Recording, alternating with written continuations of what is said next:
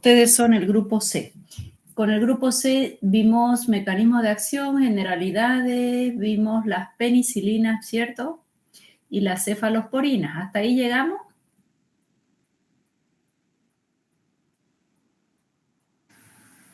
Sí, doctora.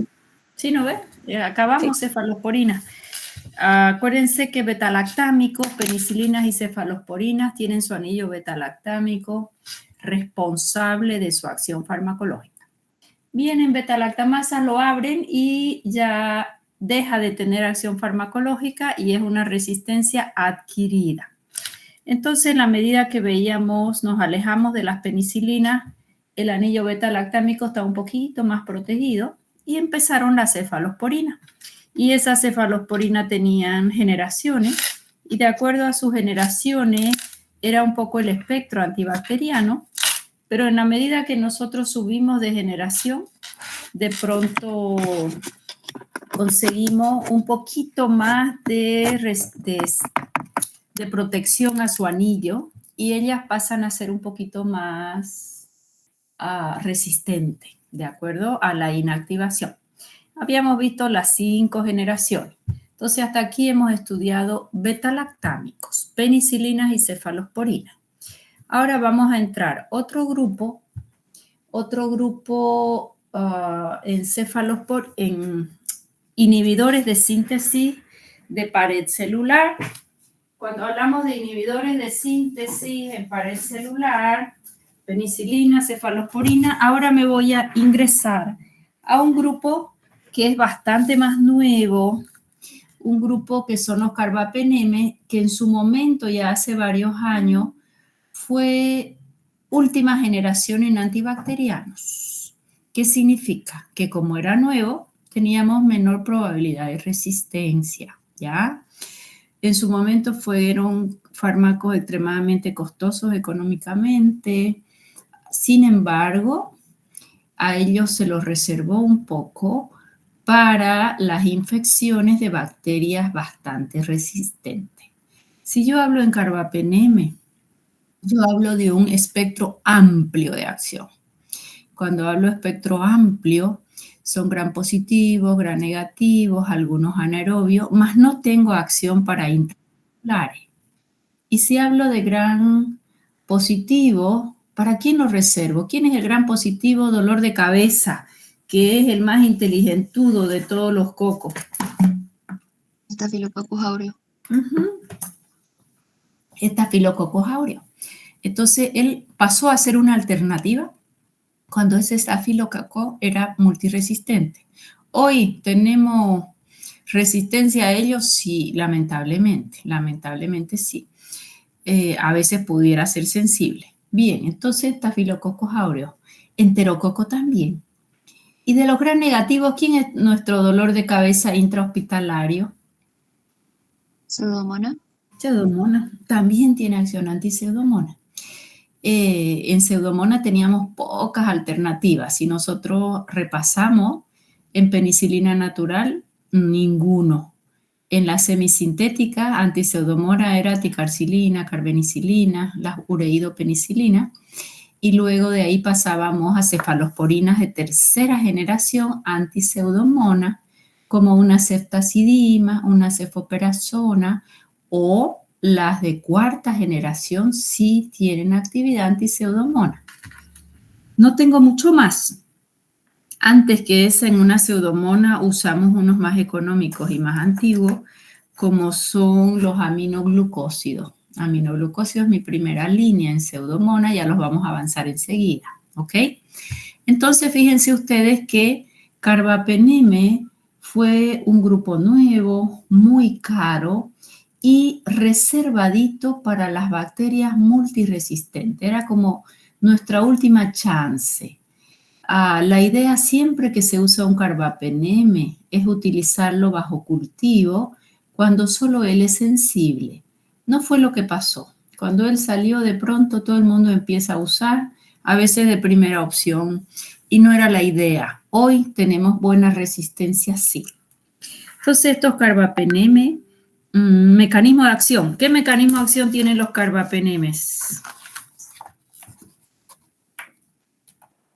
Vamos, mecanismo de acción. Se los dije al inicio. Sí, inhibe síntesis de pared celular. Penicilina, cefalosporina, carbapenema, monobactámico y glucopéptido. Ellos son los que inhiben síntesis en pared celular. Bien, ¿cómo están conformados? Ellos están conformados por imipenem, que es el más antiguo.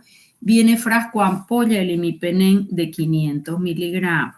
Su dosis usual es 500 miligramos cada 6 horas. Más hay alguna literatura que te dice, puedes usarlo a 1 gramo cada 12 horas, más no es probablemente la mejor alternativa, ¿ya? ¿Qué característica va a tener el imipenem? El imipenem como tal es un fármaco altamente nefrotóxico, altamente nefrotóxico.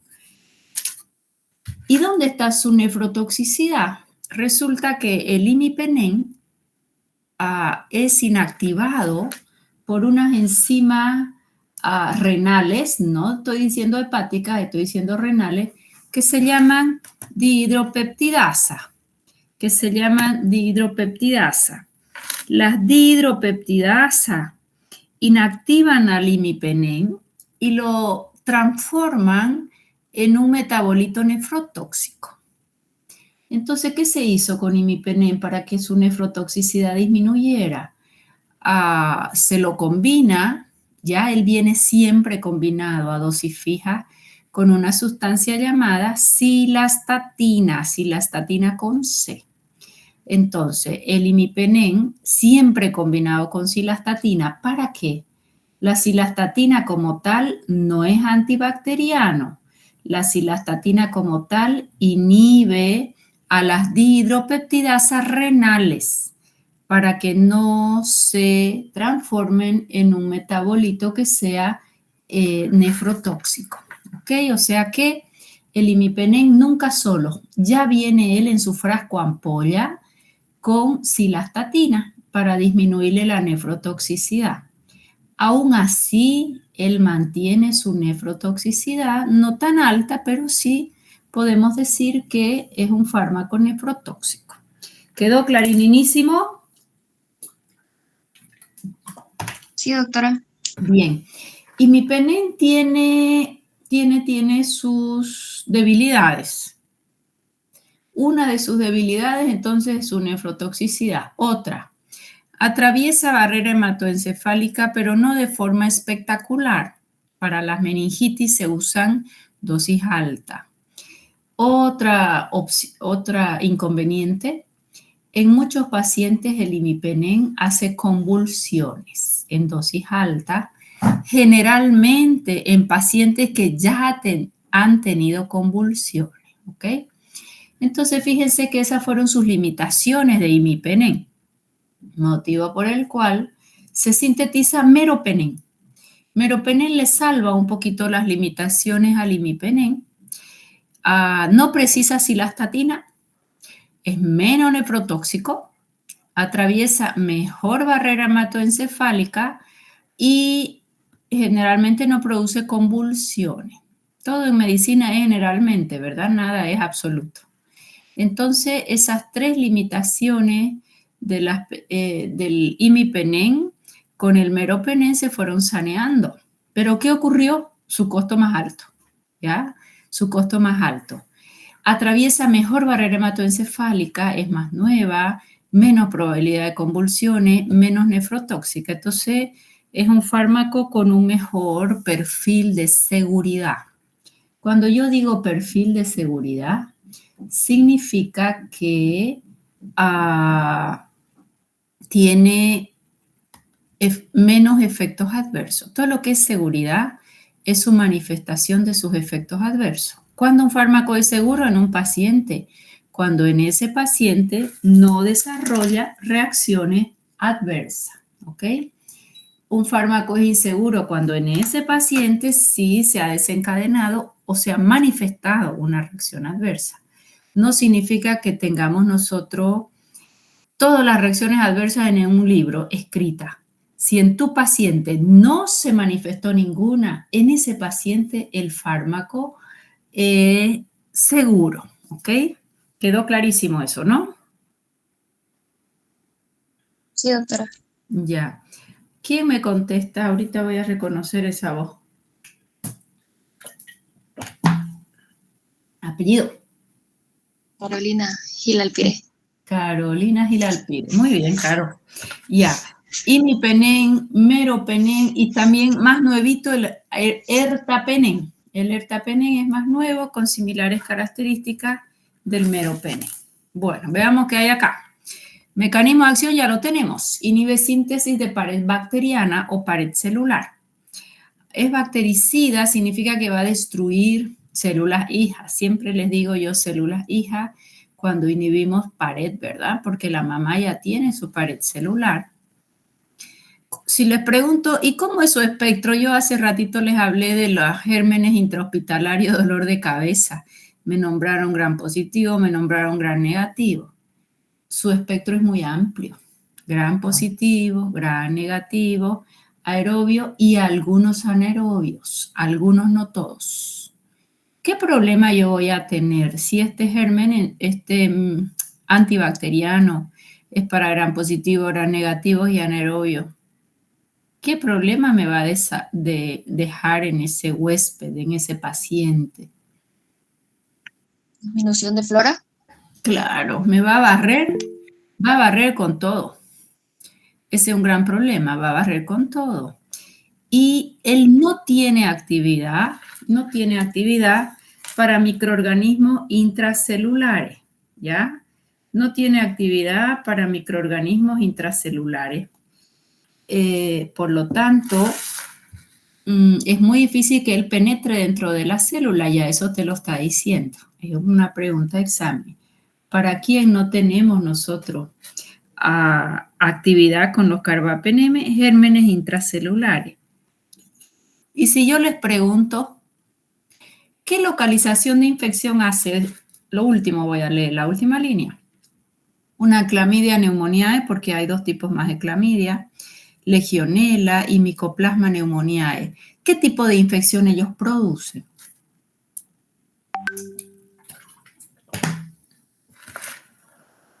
Neumonías atípicas, gérmenes intracelulares, son los agentes etiológicos en neumonías atípicas.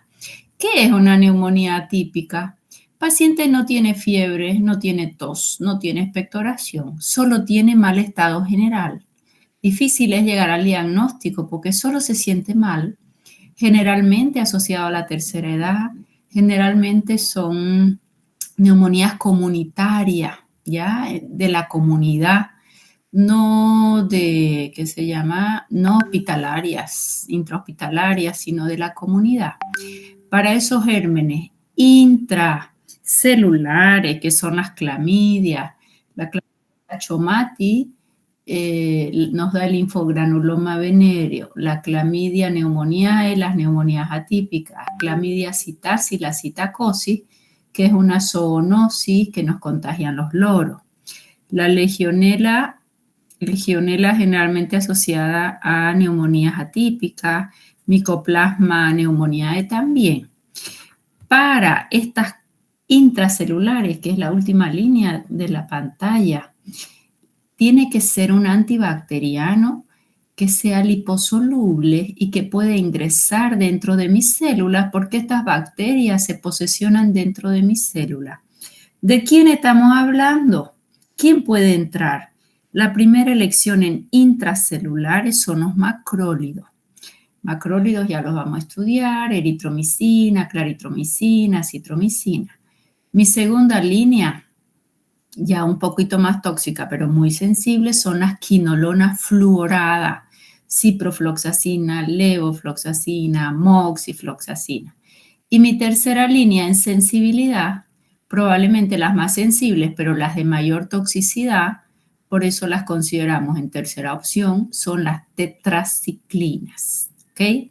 O sea que ahí ya a priori ya ustedes saben que si les toca en un paciente neumonía atípica, es por intracelulares, tienen que saber cuáles son los gérmenes Y la primera opción, macrólidos, la segunda, quinolona florada, y la tercera, las tetraciclinas, en ese orden. ¿Por qué en ese orden? Porque yo voy a ir administrando fármacos más antiguos, más económicos y menos tóxicos, y ellas son los macrólidos. Después las quinolonas floradas y después las tetraciclinas. ¿Quedó clarísimo? Gil. Sí, doctora. Bueno, listo. Vuelvo con mi carbapenemes. Este fármaco siempre le llamo yo coronita de oro porque era lo máximo que teníamos. Cuando recién salió al comercio, yo trabajaba en Caja Nacional y no teníamos el imipenem en Bademecum. Entonces, si la bacteria era multiresistente, solo sensible a imipenem, el paciente se lo tenía que comprar. Cada frasco ampolla valía $100 en esa época. Y por día eran 4 ampollas, 4 frascos, $400 y los tratamientos eran 10, 14 o 21 días, porque eran infecciones intrahospitalarias severas, ¿no? Entonces, a partir de ahí se hizo todo un informe, yo fui parte de ese informe como comité de farmacia terapéutica para pedir por qué se quería incluir el fármaco. Y teníamos pacientes con infecciones intrahospitalarias que las adquirieron en el hospital y que solo era sensible a imipenem. En otros países, si vos adquieres una bacteria en el hospital que no la trajiste vos, eso merece hasta juicio, ¿no? Entonces, al final se peleó muchísimo. Cuando digo se peleó, es que todo sector salud, cuando quiere introducir algo, tiene que ir y enfrentarse a la gente que maneja la contabilidad. O sea, que no tiene nada que ver con salud, ¿no? Entonces, ahí la discusión fue muy dura. ¿Por qué? Porque cada frasco valía mucho dinero. Bueno, entonces al final lo logramos. Tuvimos que viajar a La Paz, a una comisión, logramos introducir, ya llegó aquella vez a Caja Nacional y llegaron, siempre cuento esta historia porque ahí vemos un poquito nuestra idiosincrasia, ¿no? Por decir, llegó como para unos 10 pacientes, tratamiento completo para un mes. Muy cara era. Y en 2 días se acaba. ¿Por qué? Porque al que llegaba la emergencia, no, dice, es la suegra del jefe, es no sé qué, imipenem de entrada. Y se gastaron todo el imipenem como tratamiento empírico. Como ya sabían que llegó, oh, la emergencia se fue todito en 2 días. ¿Qué tuvimos que hacer como comité? Pues solo se liberaba el imipenem en pacientes bajo cultivo y que solo era sensible a imipenem, no como primera opción, ¿no? Entonces, eso todavía en caja se mantiene. Si ustedes ven la guía farmacoterapéutica que en no sé qué año yo publiqué, en la parte final, ahí está el protocolo para usar imipenem y ahí te dice la fecha del cultivo, cuál es su germen, cuál es la primera, la segunda y la tercera opción. Ellos tenían que llenar ese protocolo que lo sacaban de la farmacia y solo si cumplía esos requisitos ya se les entregaba. Eso es como una política para hacer que nuestros antibióticos de probablemente más nuevos se les mantenga la sensibilidad y no se hagan tan resistentes. Porque ¿cuál es el problema de la resistencia? El uso masivo y sin necesidad. Si venía un paciente con infección urinaria, así sea severa la infección urinaria, no puedes empezar con un imipenem. Tienes que empezar con uno más antiguo y que está dentro de los más usuales, sensible, y ya se cultiva. Tercer día sale el cultivo. Si saliera solo sensible a imipenem, recién sería su chance. ¿Quedó clarísimo? Sí, profesora, gracias. Thank you. Bueno, encima estoy en mi máquina nueva, pero se ve que lo que he bajado mal es estos programas, porque no sale, ¿no? Mi pantalla, o sea, no salgo yo, ¿no? Sí, doctora, no. Solo me escucha, ¿no ve? Pero mi máquina es nuevita. Parece que al descargarlo, le voy a decir al ingeniero que me lo mire, algo hago mal, que no sale y la idea es por lo menos mirarlo. Ni yo los veo, ni ustedes me miran, pero bueno, hacemos lo que se puede. Volvemos al espectro. ¿Para quién dije yo que estaba reservado? Estafilococcus aureus. Ahí ya dice sensibilidad variable, o sea que muchas veces es sensible, otras no. Pseudomonas aeruginosa, si es sensible a ceftazidima, probablemente también a carbapenem, antes, al inicio, si era resistente, él ya podía ser sensible al imipenem.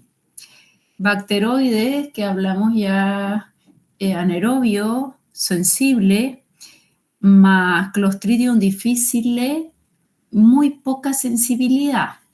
Si ustedes recuerdan, Clostridium, que ahora se llama Clostridioide difficile, él causa colitis pseudomembranosa. La colitis pseudomembranosa está asociada a un barrido de flora intestinal para que el Clostridioide recién prolifere, ¿ya?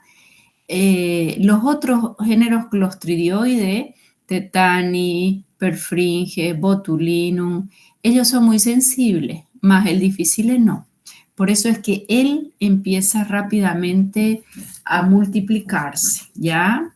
Clostridium difficile, agente etiológico en colitis pseudomembranosa, su primera opción es metronidazol.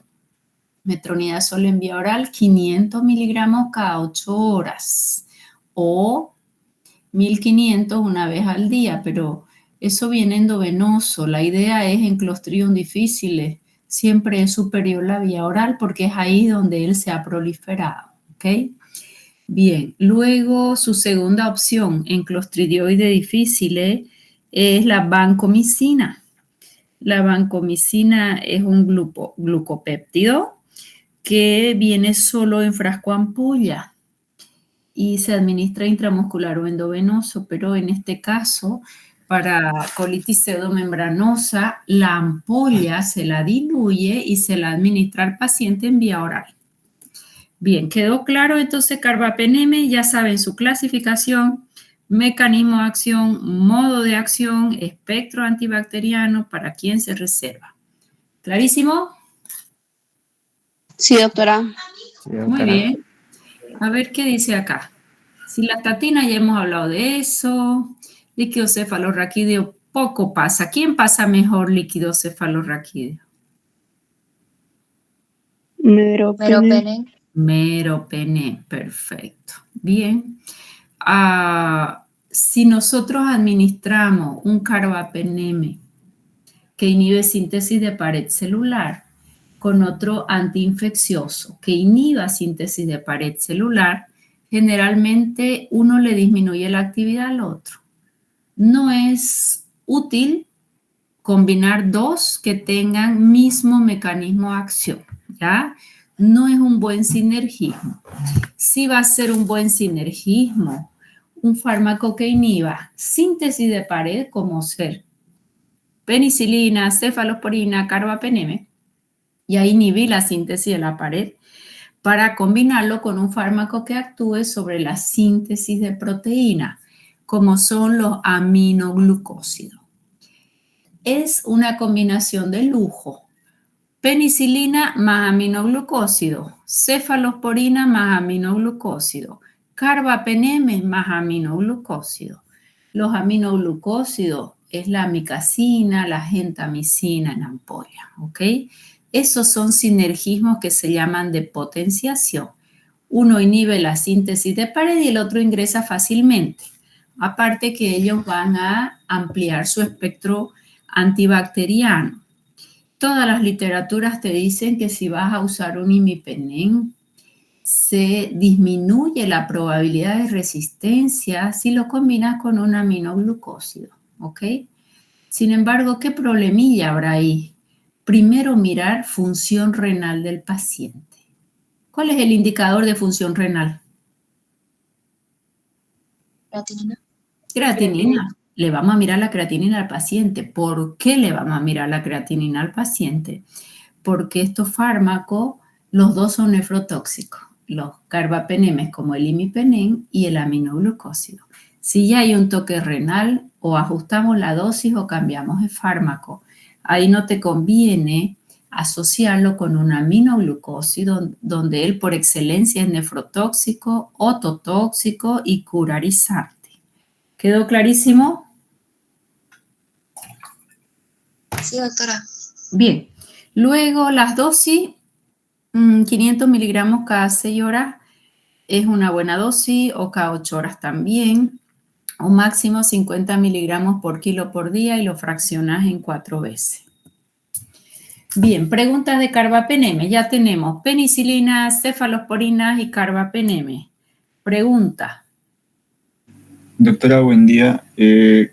Dijo que meropenem atravesaba barrera hematoencefálica. Es que no noté eso. Sí, imipenem atraviesa barrera hematoencefálica, es el más antiguo, de forma irregular, o sea que no tienes una llegada espectacular. Y en paciente con antecedentes de convulsiones, la probabilidad de convulsionar es alta, mientras que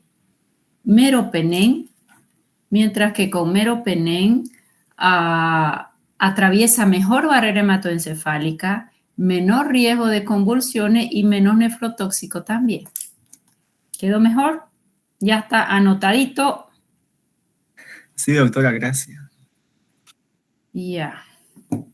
Bien. ¿Preguntas? ¿Más preguntas? No hay preguntas. Sigo avanzando. Monobactámicos. En monobactámico lo puse acá porque también inhibe síntesis de pared bacteriana, ¿ya? Monobactámico también inhibe síntesis de pared bacteriana, por eso los he puesto juntos. Primero los que inhiben síntesis de pared. Penicilina, cefalosporina, carbapeneme, monobactámico. Y este fármaco es el Astreonam. Este fármaco es bastante nuevo, ¿ya? Este fármaco inhibe síntesis de pared y está reservadito, casi que restringido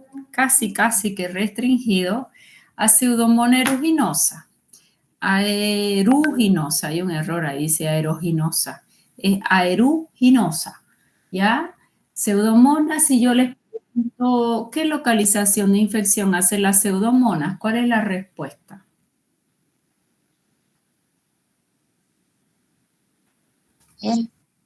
Piel. Ningún piel aquí. No han estudiado nada de lo que les pedí, ¿no? Qué vergüenza. Pseudomonas aeruginosa nos hace las otitis en los nadadores. En diabéticos me hace el pie diabético. Pseudomonas aeruginosa cuando hay un paciente sondado o en pacientes diabéticos, infecciones urinarias a repetición o con sonda, nos hace infecciones urinarias. Pacientes quemados. Esas son sus localizaciones usuales. Sin embargo, Pseudomonas Bacilo Gram negativo, él ingresa sin pedir permiso y cuando ingresa al organismo, sale fuera de su hábitat, nos hace todo tipo de infección, la que ustedes quieran. Meningitis, neumonía, peritonitis, sepsis, bacteriemia, la que ustedes quieran. O sea que él es altamente invasivo y puede hacer cualquier localización de infección. Si tu paciente tiene un cuerpo extraño como una válvula, una prótesis, ella rápidamente llega hasta ahí sin pedir permiso y nos hace cualquier localización de infección, ¿ya? En pacientes quemados, me dijiste piel no está muy mal, digamos, ¿no? Pero piel en pacientes especiales, porque en piel las infecciones en un paciente que no sea diabético, que no esté quemado, son generalmente cocos gram positivos, ¿no? Ellos son los que viven con nosotros en la piel. Por eso son gram positivos, porque tienen gran pared bacteriana y esa pared bacteriana es susceptible a la deshidratación, a la luz ultravioleta. Entonces son los que van a vivir en nuestra piel. ¿Está bien? Entonces Astreonam la vamos a restringir para Pseudomonas. Ella se administra en vía parenteral y si bien es una alternativa, ¿cuál es el problema de ella? Que si la bacteria, la Pseudomonas, ya es resistente a ceftazidima, que eran las cefalosporinas de tercera generación con acción anti-Pseudomonas, también lo va a hacer el Astreonam, ¿ya? O sea que eso se llama resistencia cruzada, ¿ya? La resistencia cruzada es que un grupo diferente de antibacteriano sea resistente y ella nos va a copiar esa resistencia bacteriana. El Astronan administramos de 1 a 2 gramitos cada 6 horas por la vía endovenosa. En meningitis por pseudomonas, esas son intrahospitalarias seguro, ¿ya? Hacemos una dosis máxima de 2 gramos cada 6 horas. Siempre se llama o dosis máxima o dosis meningia o dosis neurológica para que pueda alcanzar barrera hematoencefálica y tener alta concentración en sistema nervioso central. ¿Quién se acuerda qué cefalosporina usábamos en meningitis que llegaba muy bien?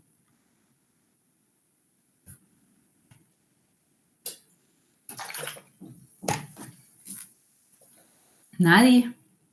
Tercera generación. ¿Cómo quién? Cefuroxima, doctora. Cefuroxima de segunda. Y cefuroxima llega, es de segunda. ¿Y de tercera? Ceftriaxona. Ceftriaxona y cefotaxima. La cefotaxima tenía semivida cortita, había que administrar 2 gramos cada 4 horas. Mientras que ceftriaxona siempre semivida más larga, se administra cada 12. Dosis usual es 1 gramo cada 12. Dosis meningia hacíamos 2 gramos cada 12 horas. Muy bien.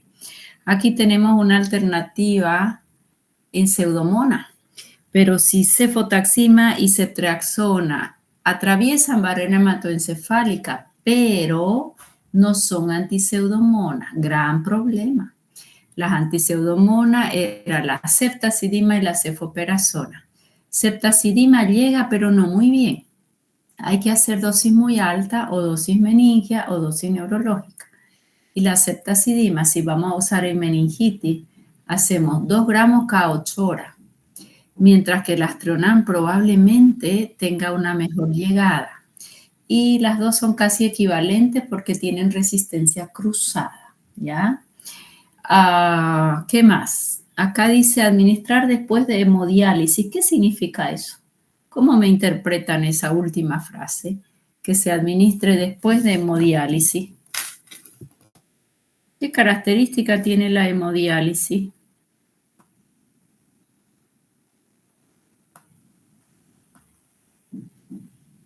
Se podría decir que sea alta. Hemodiálisis es un paciente que su función renal no está funcionando, va a tener una fístula y por esa fístula sale su sangre a una máquina de hemodiálisis que hace de riñón y le devuelve su sangre. Esa máquina tiene un filtro, ya como ser nuestra capilares renales, el glomérulo, ya tiene un filtro. Un fármaco que hemodializa significa que pasa por ese filtro sin pedir permiso. Entonces, la hemodiálisis no se lo va a retener. Y el fármaco no hemodializable, como es el fármaco hemodializable, el filtro se lo queda al fármaco y desaparece de circulación. ¿Ok? En este caso, este fármaco, el filtro se lo quedaría. Es un fármaco que hemodializa, ¿ya? Entonces, se lo tiene que hacer después de la hemodiálisis, porque si no el filtro lo deja retenido y es como no haber administrado nada. A ver, vamos a pensar. La sangre del paciente va por una fístula a la máquina de hemodiálisis. ¿Hay riesgo de infección o no? ¿Qué dicen ustedes? ¿Habrá riesgo de infección o no? Claro. Sí, doctora. ¿Y por Sí. qué bacterias? ¿Gran positivas o gran negativas? Tiene su fístula ahí en piel, sale la sangre, llega a la máquina, hay manipuleo un poquito y de ahí se queda 3, 4, 5 horas en su hemodiálisis y se va a casa. ¿Qué tipo de bacterias ustedes debieran cubrir? Gran positiva, doctora. Señor, ¿y qué te conviene? ¿Un fármaco que se lo lleve el filtro de hemodiálisis o que no se lo lleve? Que no se lo lleve. Que no se lo lleve. Un fármaco no hemodializable y ese fármaco de elección se llama vancomicina. La vancomicina a estos pacientes siempre que van a hemodializar se le pone una sola ampolla. ¿Por qué? Porque va dando vuelta su sangre por la máquina y la máquina no se lo queda, la deja pasar y es espectacular en gram positivo. Vancomicina es el fármaco de elección antibacteriano en profilaxis en pacientes que van a hacer hemodiálisis. ¿Quedó clarísimo? Sí, doctora. Muy bien. Bueno, preguntas en Astreonam. Entonces, doctora, queda decir que la vancomicina es no hemodializable. La vancomicina es no hemodializable. Sí, señora. Gracias. El que hemodializa es el que se queda en el filtro. Y este no hemodializable pasa de largo, el filtro no se lo queda. Un poquito depende del tamaño de la molécula también. Probablemente. Bueno, ya sé quién habló ahorita, me voy a acordar tu apellido. Tin. Hoy está más alumbrada que la última clase, ¿eh? Sí, soy ella. No, eso vos ya te reconocí. Bueno, sigamos. Macrólido. Hemos visto ya penicilinas, cefalosporinas, carbapenemes, monobactámicos. 4 grupos. Significa que tienen que estudiar harto. Macrólidos. ¿Qué es un macrólido? ¿De dónde viene esa palabra macro? La palabra macro viene de un anillo macrocíclico. Si ustedes algo recuerdan lo que estudiaron en química orgánica en la escuela, y hacíamos unas estructuras químicas, macromoléculas se llamaban, como unos barquitos, macromoléculas. Esas macromoléculas es el anillo que tienen los macrólidos, ¿ok? Su núcleo químico son unas macromoléculas, por eso tienen este nombre. Si ustedes me preguntan, ¿los macrólidos con qué los vamos a relacionar? Los macrólidos tienen 2 características, para que no se les olvide nunca. Si el paciente es alérgico a penicilina, su alternativa es un macrólido. Si el paciente es alérgico a penicilina y le doy un macrólido, ¿cómo será su espectro antibacteriano de los macrólidos? ¿Cómo es el espectro de las penicilinas naturales? Gran positivo. Sí, señora. Gran positivo. O sea que ya saben de los macrólidos 2 cosas, lo más importante, 3 cosas. Tiene un anillo macrocíclico, es alternativa en paciente alérgico a penicilina, por lo tanto su espectro es gran positivo. Sin embargo, se fueron introduciendo a nuevos macrólidos y ellos amplían ya para algunos gram negativos. Por ejemplo, la claritromicina, que la usamos en Helicobacter pylori, bacilo gram negativo. Entonces, crecimos un poquito y fuimos ampliando. Pero a priori, si no puedes dar una peni natural porque tu paciente es alérgico o hipersensible a la peni, tu opción es un macrólido, ¿ya? ¿Cómo los vamos a clasificar a los macrólidos? Los macrólidos los vamos a clasificar de acuerdo al número de átomos de carbono. Hay macrólidos que tienen 14 átomos de carbono, otros 15 y otros 16 átomos de carbono. ¿Quién es de 14? El más antiguo. ¿Quién es el más antiguo de todo ese grupo? Eritromicina. Eritromicina. La eritromicina es el más antiguo de todito. Eritromicina viene para niños en suspensión, no es jarabe, es suspensión. 125 miligramos en 5 ml. 125 por 2, 250 miligramos en 5 ml o 500 miligramos en 5 ml. Y para los adultos viene de 500 miligramos.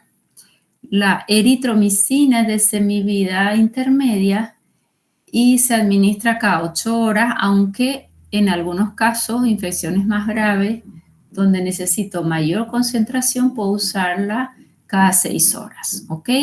O sea que Eritro podemos decir que es de semivida corta. De pronto aparece una mejor alternativa en semivida y aparece la claritro. Claritromicina, ¿qué diferencia tengo? Siempre cada 12 horas la claritro, mientras que la otra era cada 6 o cada 8 horas la eritro. Claritro cada 12 horas, aseguramos mayor cumplimiento por parte del paciente. Claritromicina, 125 miligramos cada 12 horas o 250 miligramos cada 12 horas o 500 miligramos cada 12 horas, ¿ok? De ahí, diritromicina no tuvo gran auge, ni la Roxy, sí la de 15 átomos de carbono. ¿Cómo se llama la de 15 átomos de carbono? Acitromicina. Acitromicina. ¿Quién sabe algo de la acitromicina? ¿Cada cuánto lo damos? ¿Qué diferencia con la eritro? ¿En qué la tuvimos que usar muchísimo? Y le hicimos gran resistencia también.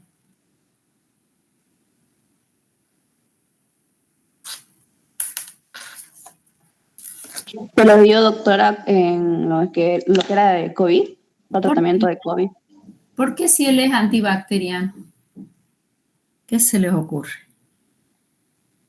¿Por qué la usaron en COVID? Probablemente ella inhibía la replicación celular, la multiplicación del virus. Y mientras menos se multiplicaba el virus, la virulencia era menor. Entonces se la usó no como antibacteriano ni porque hubiera habido una bacteria, sino porque hubo algún estudio muy rápido, porque todo tuvo que hacerse rápido, donde se disminuía probablemente, todo es probablemente, la replicación del virus. Entonces solo era útil al inicio, porque si ya el paciente estaba reinfectado, ya estaba grave, ya el virus estaba súper replicado, ¿no? Eso fue. ¿Qué más sabemos del acitro? ¿Cada cuánto se da? ¿Cada 6, cada 8, cada 12, cada cuántas horas? Una vez al día. Una vez al día, doctora. Ya, entonces, ¿cómo vamos a clasificar macrólidos? Semivida corta, eritro. Semivida intermedia, cada 12 horas, claritro. Y one for day, una por día, acitromicina, semivida larga. ¿Qué otra ventaja? Ella tiene lo que se llama PAE o efecto postantibiótico o EPA, efecto postantibiótico en español. ¿Qué es el efecto postantibiótico? El fármaco ya desaparece en sangre porque bajó ya su semivida, ya se fue, pero la bacteria sigue bajo su efecto, como que estuviera él en sangre. Eso probablemente porque acitromicina tiene un modelo de distribución tripartimental. ¿Qué significa? Que ella se acumula. Entonces, probablemente por eso es que ella tiene un efecto postantibiótico importante, ¿ya? Bien, acitromicina viene de 500 miligramos. Se usa 500 miligramos cada 24 horas. En una infección más grave, 1000. Y también viene una de 2 gramos, que parece un supositorio de grande. ¿Y por qué 2 gramos? Porque la acitromicina a dosis única es útil en clamidias, por ejemplo. Acuérdense, eso no les dije, pero se los había dicho antes. Dentro de sus características de macrólido, es mi primera línea en microorganismos intracelulares, porque ella tiene alta liposolubilidad.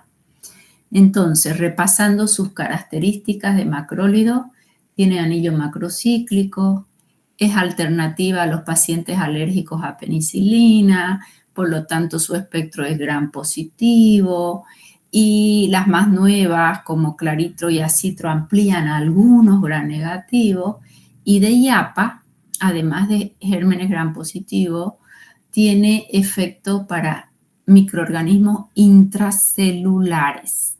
Estamos hablando de clamidia, estamos hablando de legionela, estamos hablando de micoplasma, de ureaplasma urealítico, ¿ok? Esas son sus bondades de los macrólidos. 16 átomos de carbono, osamicina, espiramicina, no son tan usados. Espiramicina probablemente tiene buena efectividad en Propionibacterium acne, en el acné que es bacteriano, ¿ya? No son tan usados. Bueno, de macrólidos ya hemos visto su clasificación y hemos visto sus generalidades. ¿Mecanismo de acción cuál es de los macrólidos? Inhibe pared. de proteína. Ahí lo tienen enfrente. De proteína en el segmento 50S. Acuérdense que la síntesis de proteína en los microorganismos era en el 30 y en el 50. Macrólidos lo hacen en el 50. Si lo hacen en el 50, ellos son bacteriostáticos. ¿Qué significa? Que inhibe el crecimiento de la bacteria. Sin embargo, cuando el germen es muy sensible o se usa por más tiempo, ellos se comportan como bactericida. ¿Ya? Tienen efecto posantibiótico, ya lo hemos visto. Su espectro es gram positivo. Algunos gram negativos van a tener actividad en claritro y en acitromicina, más su espectro por excelencia es gram positivo. Claritromicina con muy buena actividad frente al Helicobacter pylori, con 500 miligramos cada 12 horas, esa es su dosis, más se ha visto que se lo debe combinar con una amoxicilina para que tengan doble mecanismo de acción y se pueda erradicar el Helicobacter pylori. ¿Ok? ¿Qué efectos adversos con los macrólidos? Macrólido estimula una enzima y esa enzima se llama motilina y la motilina, como su nombre lo dice, aumenta la motilidad intestinal. Al aumentar la motilidad intestinal, da diarrea. No es que esté asociado al barrido de flora, sino que es por estimulación de motilina. Algunos pacientes con acitromicina tienen elevadísima diarrea y dolor tipo cólico. En esos pacientes hay que cambiar el fármaco.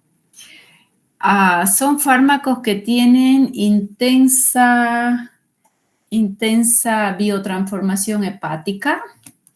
Ya, al tener intensa biotransformación hepática, sobrecargan el hígado y podemos decir que pueden hacer colestasis o sobrecarga hepática, pero de forma reversible. ¿Qué significa? Retiro el fármaco y el paciente se recupera. ¿Ok? Bien, la ototoxicidad también es reversible. Se acumula en el octavo par, hace sordera. Retiras el fármaco, paciente se recupera. ¿A diferencia de quién? A diferencia de los aminoglucósidos, que la ototoxicidad que producen es irreversible, muy relacionada con dosis alta o con tiempos muy prolongados de utilización. ¿Está bien? Bien, otro efecto adverso, la flora.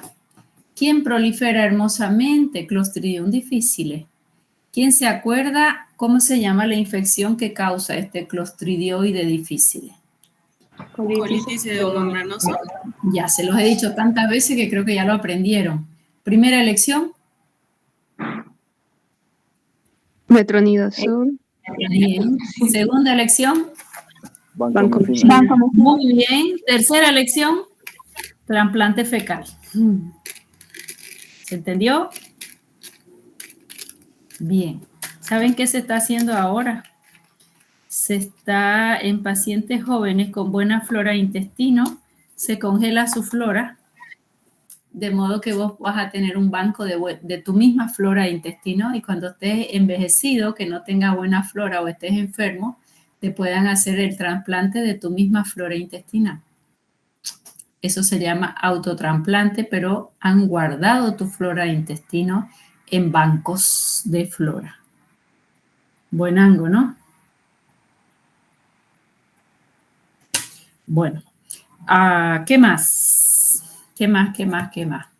Espectro antibacteriano. Coco gram positivo, espectacular actividad, eritro, claritro, acitro. ¿Para quién? Neumococo igual que las peninaturales. Streptococcus piógenes le dábamos agente etiológico de faringoamigdalitis, le dábamos una penicilina benzatínica con muy baja probabilidad de resistencia. Si es alérgico a peni, le damos un macrólido.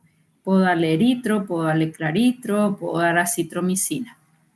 El estafilococcus áureo, pues es muy resistente, ¿no? Hoy creeríamos que los macrólidos, a los macrólidos ya se le tiene mucha resistencia por el estáfilo, ¿no? El estafilococcus es el más avispado de todos estos microorganismos capaces de hacer resistencia. Después los cocos gram negativos, como las Neisseria meningitidis, Neisseria gonorrhoeae, espectacular actividad, igual que la penicilina. Por eso decimos que macrólido es su alternativa al paciente alérgico a peni, o que por algún motivo no le podemos dar penicilina. Luego, bacilo gram positivo, buena actividad para Clostridium perfringe, para Listeria, para Corynebacterium, para Bacillus anthracis, para Propionibacterium agnes, también es una buena alternativa. En bacilo gram negativo, aquí a medida que nos alejamos de la eritro, claritro y acitro tienen mejor actividad, como ser un Haemophilus influenzae, no es de primera opción. Campylobacter jejuni tiene buena actividad. El Helicobacter pylori, el que mejor responde con menos dosis, es la claritromicina. Pasteurella, necesitamos dosis muy altas. Y los intracelulares son sus favoritos. Intracelulares, clamidias, micoplasma, legionela, ureaplasma, borrelia, todos ellos espectacular. Entonces, si tuviésemos nosotros que resumir el espectro antibacteriano, diríamos que en cocos gram positivos, bacilos gram positivos espectaculares, bacilos gram negativos algunos, y las intracelulares espectacular actividad, convirtiéndose en los fármacos de primerísima elección en infecciones por gérmenes intracelulares. ¿Se entendió? ¿Sí? Sí, doctora. Sí. Ya. Va. Doctora, disculpe, Antes. ¿está cambiando su diapo? Es que no lo vi. No, eso lo dije nomás sin diapo. Ah, ya. Ahí lo cambié y ahí cambié, ¿no ves? Pero aquí busqué y no Sí, tengo eso. espectro, pero ya yo se los dije. ¿Está bien? Tenías que haberlo anotado, no hay diapositiva. Sí, doctora, gracias. Ya. ¿Qué más? Interacción. Gran problema. Macrólidos se agarran las enzimas hepáticas, principalmente el CYP3A4, y lo ocupa todo. Y si ustedes recuerdan un poquito, la mayoría de los fármacos usan el CYP3A4 del citocromo P450, fase 1 de biotransformación.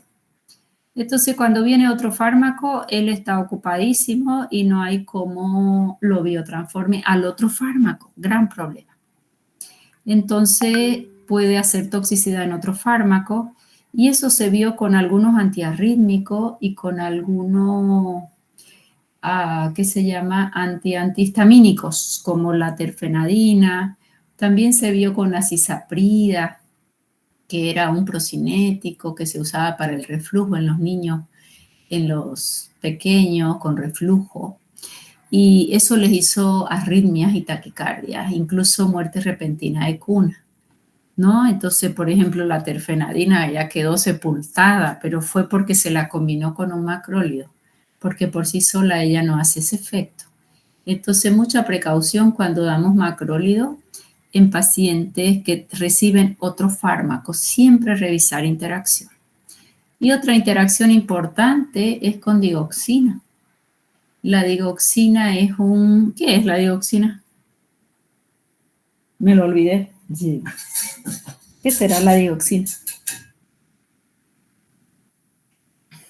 ¿Nadie? Gracias, mecanismo de acción. ¿Quién lo dijo? Ya sé que sos vos, pero dime el nombre porque no veo nada aquí. Rodrigo. ¿Qué mecanismo de acción, Rodrigo?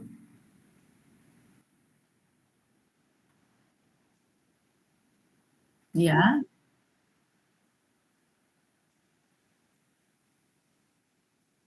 Sí, señor. Y a las 4 propiedades cardíacas, ¿qué le hacía la digoxina? Very good. ¿Y cuáles eran los signos de intoxicación digitálica, Rodrigo? Ajá. Sí. Ujú. Ya.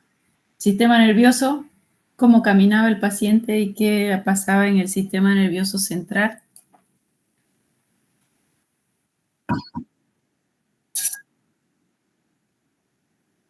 Psicosis, alucinaciones, delirio de persecución, paranoia. Muy bien. ¿Y cómo era su franja terapéutica?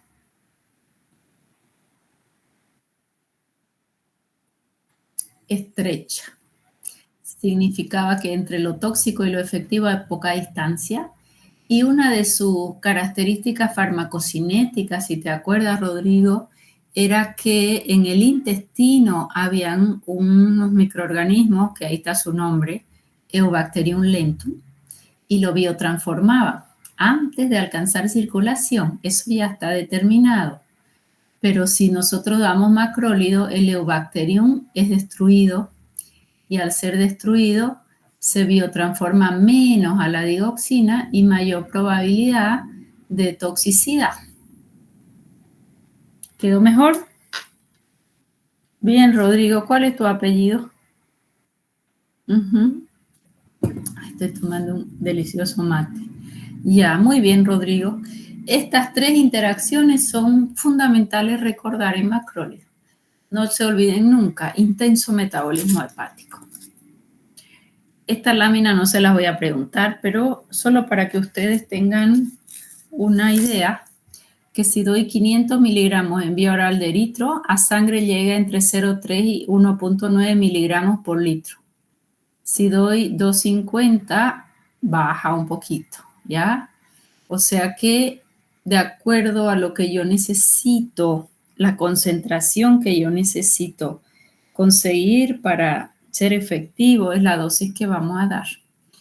La dosis ya lo miramos. Líquido cefalorraquídeo no atraviesa, no va a ser útil en infecciones en las meninges, en las meningitis. Él se biotransforma en altísima escala y se va por vía biliar. ¿Qué más? Acitromicina especial. ¿Qué tiene de especial? Semivida larga. SB semivida. ¿Cuánto tiene de semivida la acitromicina? 40 horas. 40 horas. Se la debe administrar cada 24. Es tricompartimental, tiene buen efecto posantibiótico, se concentra en vesícula biliar, intenso metabolismo hepático, en meningitis mínimo de su paso, no nos conviene. Excelente distribución. ¿Por qué saben que tiene buena distribución? ¿Para qué tipo de bacterias era útil y por qué?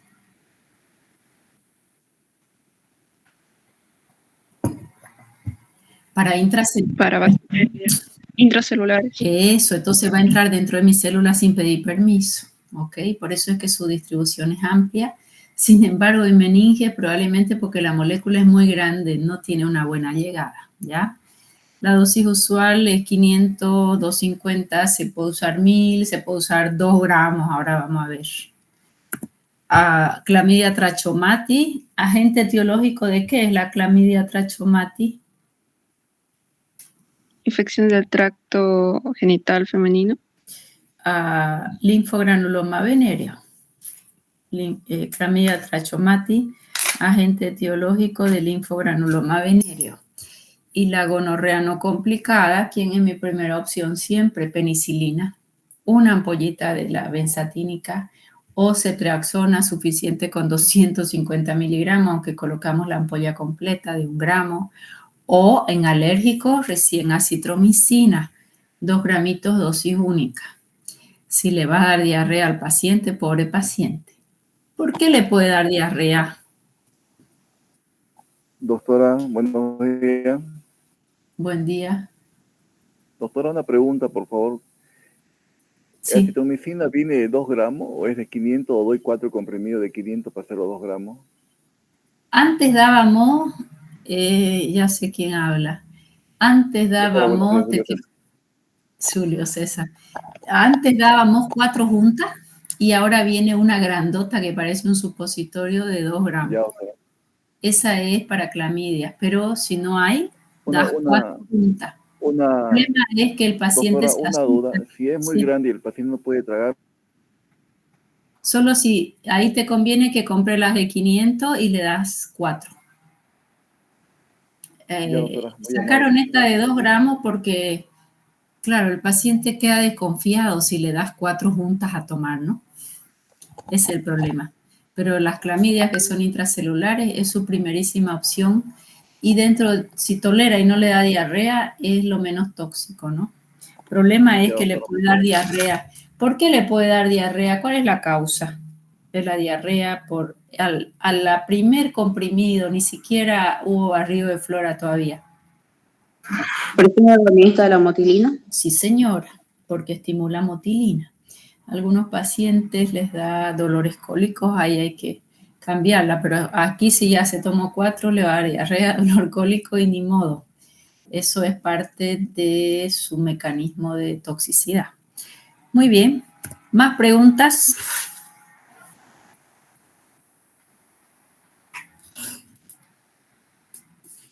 ¿No hay más preguntas? Bueno, vamos a seguir con sus primas hermanas de de los macrólidos. Las lincosamidas, ¿por qué son sus primas hermanas? Porque tienen mismo mecanismo de acción, mismo espectro antibacteriano, tienen resistencia cruzada. Si hay resistencia a macrólido, también hay resistencia a lincosamida. Macrólidos inhibe síntesis de pared 50S, lincosamidas también inhiben síntesis de pared 50S. El espectro de preferencia gran positivo, lincosamida espectacular gran positivo, y tiene una ventaja sobre macrólido. Dos ventajas. Una de ellas es que amplía para microorganismos gram positivos anaeróbicos y tiene buena llegada a tejido óseo. Pocos fármacos llegan a tejido óseo. Tejido óseo es muy poco irrigado, no es fácil llegar al tejido óseo. La infección aquí se llama osteomelitis. Es una infección de largo plazo para controlarla. Tiene pocos fármacos, el hueso tiene poca irrigación. Entonces, lincosamida es una buena opción en ese caso. Pero como todo, tiene su contra. ¿Cuál es su contra? Probablemente es el antibacteriano con mayor probabilidad de hacer colitis pseudomembranosa, que es grave. Ya, probablemente es el antibacteriano de mayor casuística, el que más veces ha producido la colitis pseudomembranosa. ¿Ok? ¿Quiénes son sus fármacos? Lincomicina y clindamicina. La lincomicina primero se utilizó solo para vía parenteral de 300 miligramos y 600 miligramos. La clinda es su hermanita, ya la tenemos en vía oral de 75 miligramos, 150 miligramos, 300 miligramos. Y se administra con una semivida un poquito más larguita que la linco, que es cada 6 o cada 8. La clinda generalmente cada 12. ¿Está bien?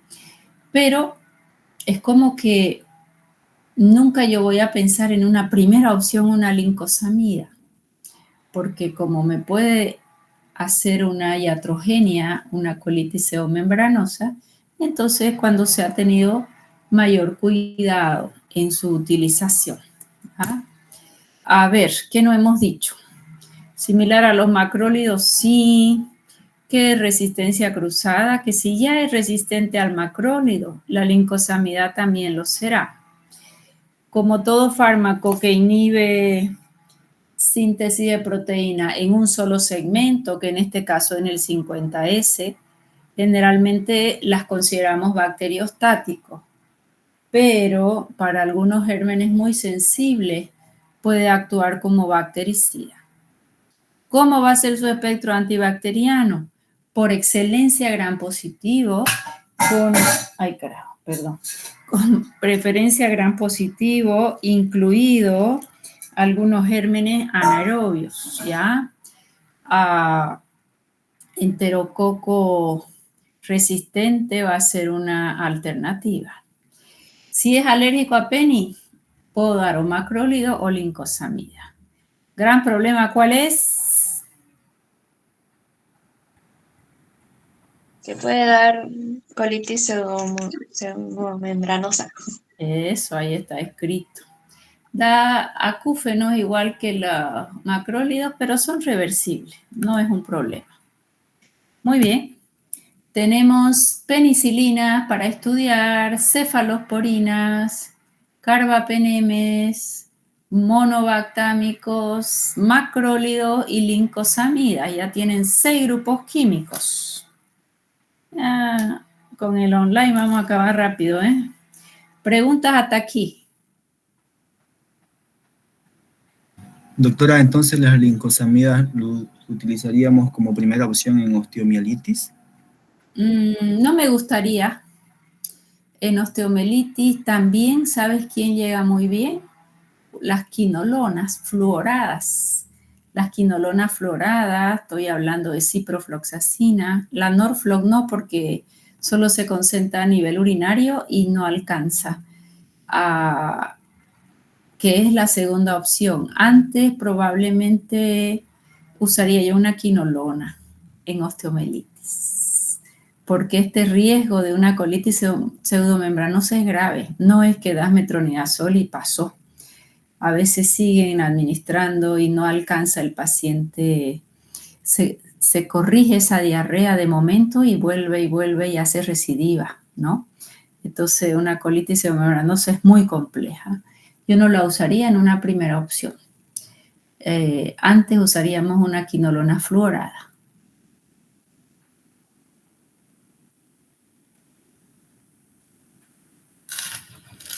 ¿Quedó claro? Sí, doctora, gracias. Bien, ¿y hasta cuándo es el online? ¿Ustedes saben algo? Ustedes saben más que yo cuando les conviene, ¿no? Hasta el 11, doctora. ¿Y hoy qué fecha es? Ahora es 7. ¿Y 11 nos toma lunes? No. Sí. Sí, lunes. O sea que el lunes voy a estar sentadita bonita aquí dándoles clase. Sí, doctora. Bueno, escúchenme lo que les voy a decir con atención.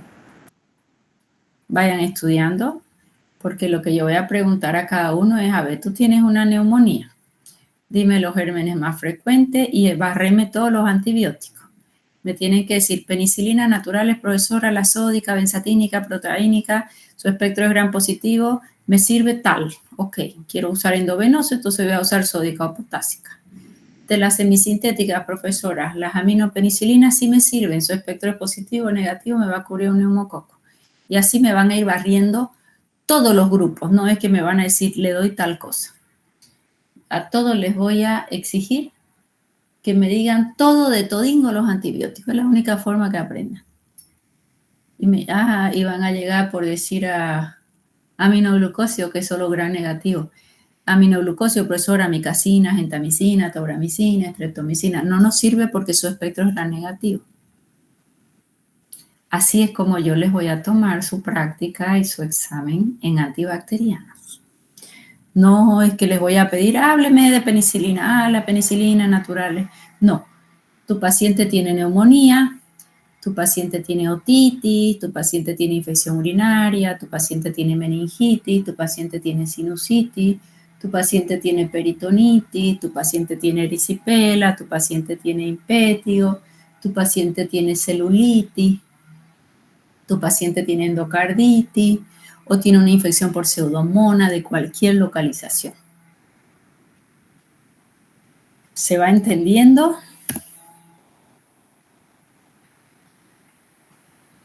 Sí, Adiós. doctora. Doctora, Ya, una entonces, pregunta. ¿Las osteomielitis son causadas por el gran positivo? generalmente, pero hay gran negativos que también pueden causar. Los más usuales son los gran positivos.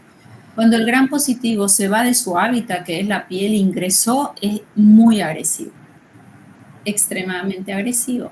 Un estafilococo te puede hacer una osteomielitis severa, un estreptococo, más no son los únicos.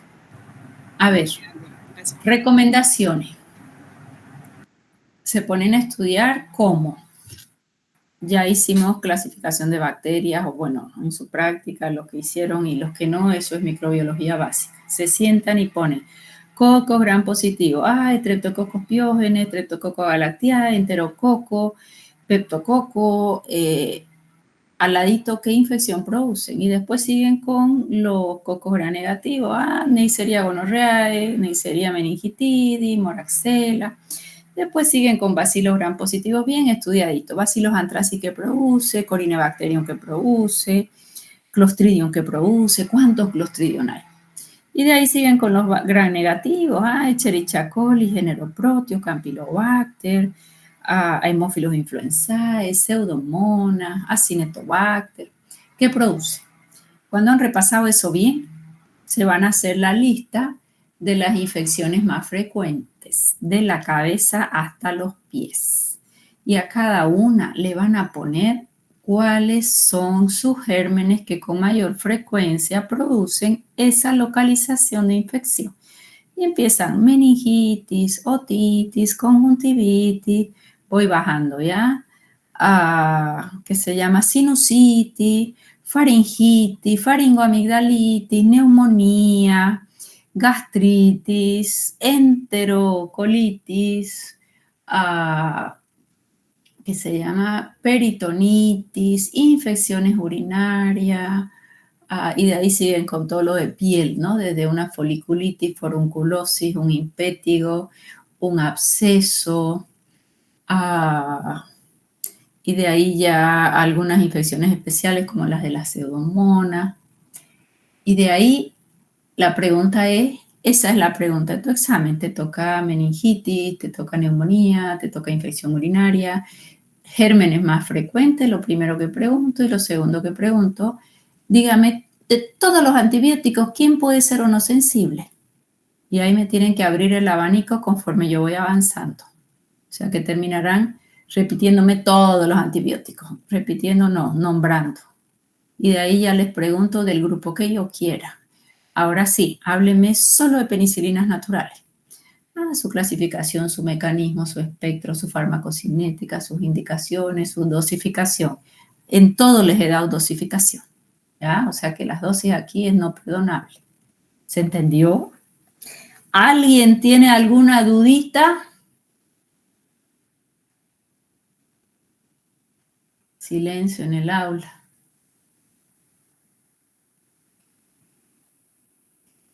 ¿Tengo alumno? Sí, doctora. Sí, doctora. Ajá, qué belluridad. A ver si los veo para evitar el efecto espejo infinito. No comparta la pantalla completa, dice. Ahora ya los veo ahí un poco. Valeria Rocha, Carolina está, Joel Tanga, ¿cómo está Joel? Roberto. Tengo 42, ni a la clase vienen 42. Deben ser del otro grupo. Edson, Ivonne, Julio César hizo pregunta, María Belén no abrió la boca hoy día. Michelle, Nicole, Galvi, saludos Nicole, Noemí Soto, saludos Noemí, Paola Andrea Condori, a ver quién más está, Roberto ya lo saludamos, Rodrigo sí les preguntó, very good, a ver, voy a ver tu cara Rodrigo, ya sé quién es. Valeria estuvo calladita hoy, Valeria. Bueno, criatura, ¿alguien tiene alguna dudita de lo que ustedes van a estudiar?